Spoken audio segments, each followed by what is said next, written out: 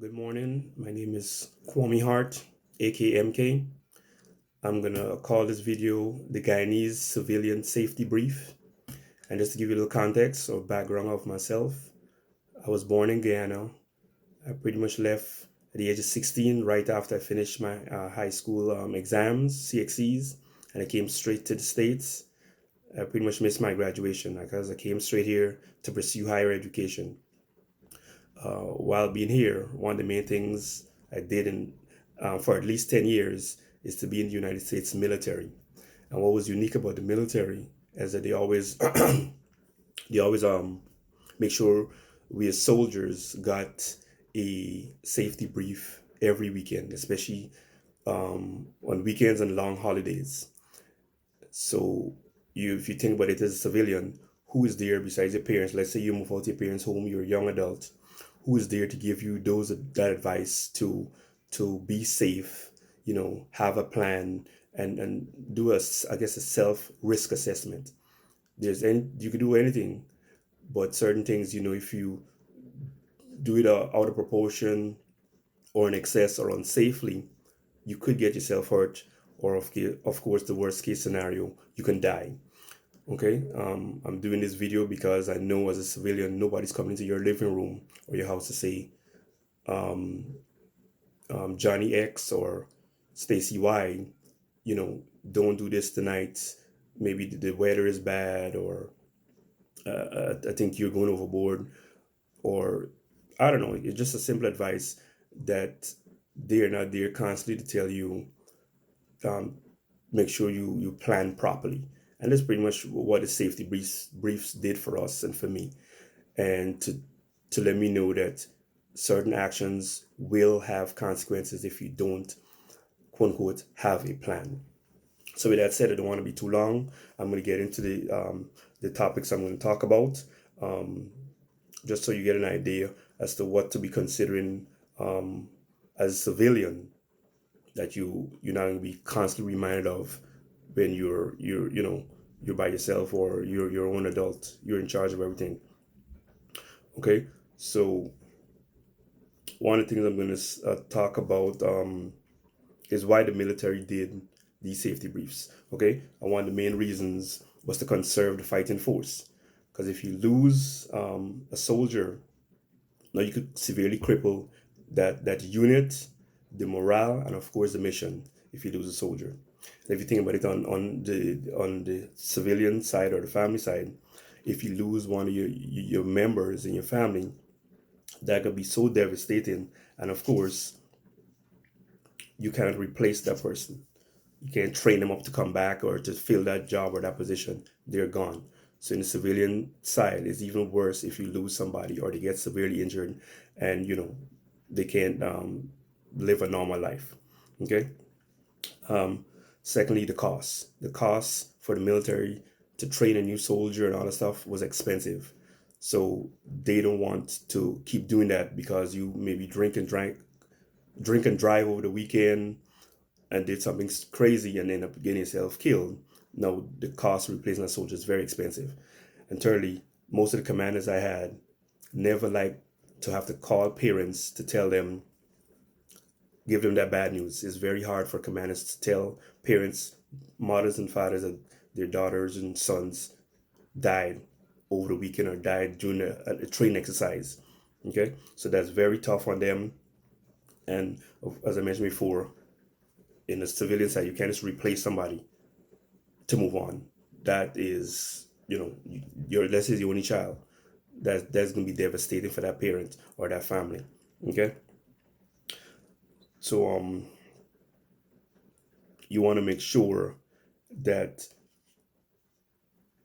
you you use proper judgment. Okay, have as I said, a civilian risk assessment, because most of these things that are killing our young people are preventable. Okay, um, so as I mentioned before, the topics I'm going to talk about is drinking and driving, sex, and abuse. Okay, of course, on a safety brief, they will talk about several topics, but these are the main ones. Okay, so for a civilian, have a few things to have as a civilian is just to have a simple plan. And a simple plan could be as, when are you going to leave for this function, and when are you going to come back? Okay, just simple as that. It doesn't have to be anything detailed. When are you going to leave? When are you going to come back? Because that can kind of get you in mind as to, okay, I'll be leaving at 1 in the morning. I'll be leaving at 3 in the morning. What are going to be the conditions based on that time that I already set out to do this activity, whatever it is. Okay. One of the other things, if you're going to be driving, you got to make sure that you have a designated driver if you're going to be drinking, and that driver needs to be chosen long in advance. Okay, if you go in a team of party of 3 or 4, you choose that designated driver. Don't just go there and decide after you had a couple of drinks, okay, you know what, I think Paul should be the driver. No, no, no, you plan that way in ahead. So Paul will say he's not drinking at night. He can be drinking sodas or not drinking at all. If you're the only person driving at night, guess what? You're not drinking. Or if you're drinking, you're significantly reducing the amount you normally would drink, all because you know you'll be having to drive back in the evening or when the function is over. Okay. One of the other things is to that we often overlook is driving while tired. Is always underestimated, because you know you didn't take any drugs, you weren't drinking. So who weighs how tired you are after a function? It's tough to grade how tired you are. You might, feel you're a little tired, but you're okay.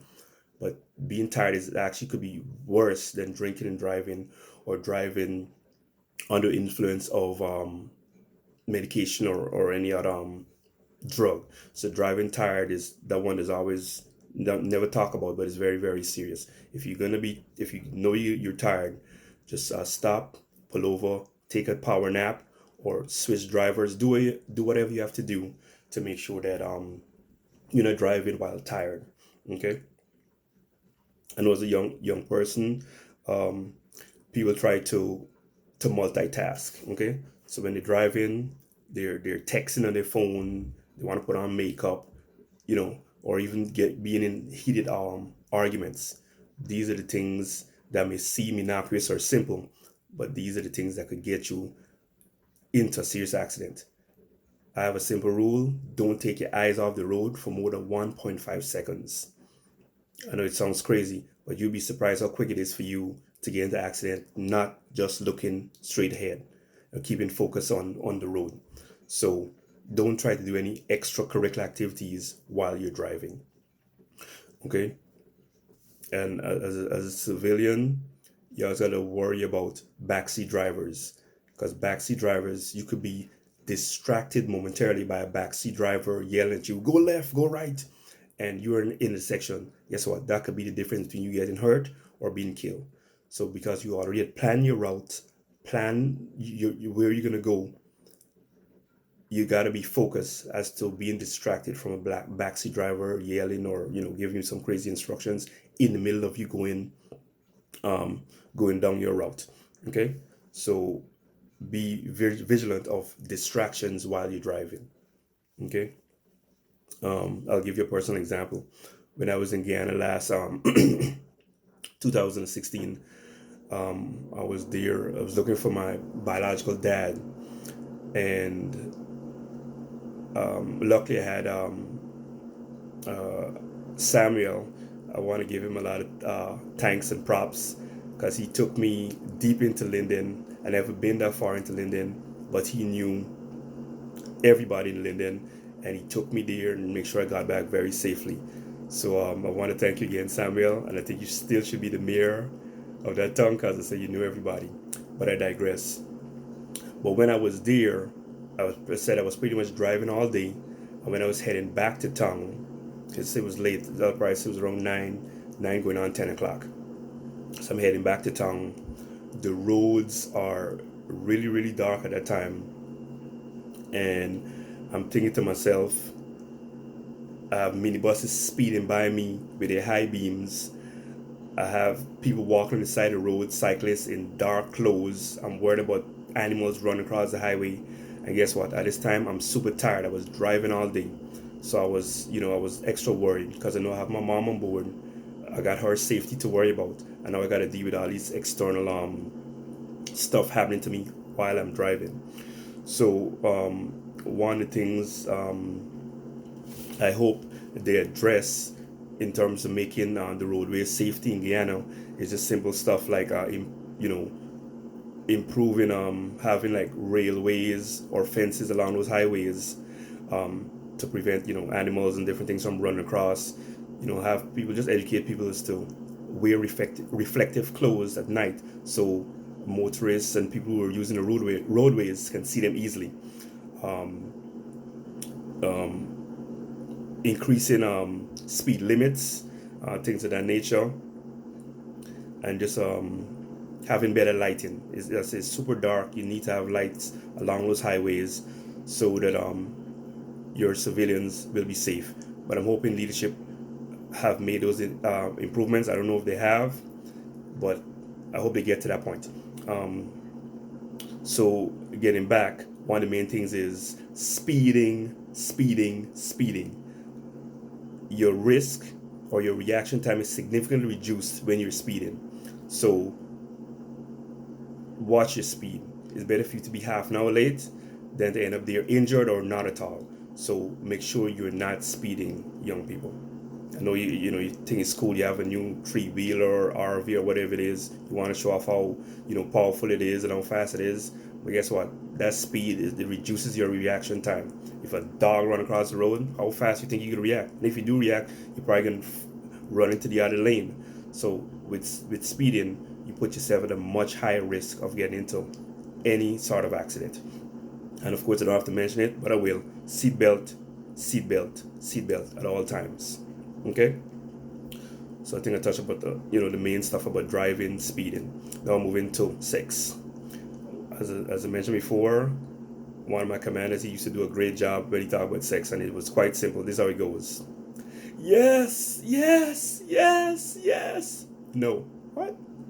Yes. Simply means anywhere along that level of rising ecstasy, you hear a no, that no means no. Okay?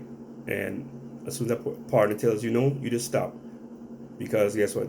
They'll respect you for listening to them, and maybe the next time you wouldn't even have to ask for that relationship to proceed. So just respect that person's no. So anywhere along that sequence of the yeses, don't care how deep and loud they are, as soon as they say no, it's no. Okay? And of course, you're gonna have sex. Make sure you use protection at all times. You don't want to take any risks with any STDs or UTIs. Use protection. If it's a serious relationship, make sure both parties get tested. And if it's very serious relationship, meaning you're trying to consider marriage, you do ask some of those hard questions as to what runs in your family, what runs in my family, so you guys can get that stuff out on the table long before you proceed down the road. Is one of the questions. One of the last things I'm going to talk about is abuse. I did a video on abuse. I think I did like November of last year, so you could go back and check that out. And and the essence of it is any real man never hits a woman. It's just that simple. If you find you use the man being abused or whatever, and you're being trapped, try to restrain that person. Call your best friend or a support person to get you out of there, or just run. Don't hit a woman. Just leave the scene, because the laws will not protect you if you hurt a woman. And of course, worst case scenario, you end up taking a person's life. Now you ruin your life, and if you have kids, now they can be left without parents because of your stupidity. So do not hit a woman. I don't care what caused the argument or disagreement. Do not hit women. I don't respect any man that hits women. Okay. In the military, as I mentioned before, we have something called zero tolerance. So you did any of these things, they had zero tolerance for you. They didn't care if you had an 18, 20-year military career, how decorated you were. If you hit a woman, or you did anything to break any of the regulations, you're pretty much done. So think about it that way. If you do anything crazy like that, you're going to be in jail. You're going to lose money because you're obviously not at work. And then, of course, the damages if you break up the person's window and car